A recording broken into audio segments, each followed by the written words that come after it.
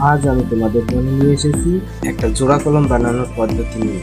প্রথমে গাছটিকে কেটে নিলাম, তারপর অন্য একটি গাছ থেকে দুটো কচি ডাল কেটে নিলাম, যা আমি ওই গাছটির উপর লাগাবো। তারপর গাছ দুটো ভালোভাবে পরিষ্কার করে গোড়ার দিক দিয়ে কেটে নিলাম।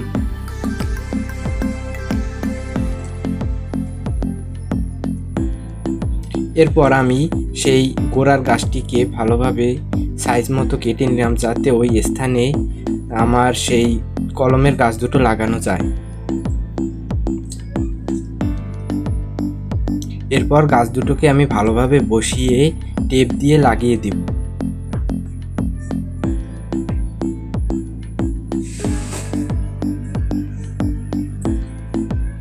এটা ভালোভাবে লাগিয়ে দিতে হবে, যাতে গাছ দুটো গোড়ার গাছটির সাথে ভালোভাবে মিশে যায়।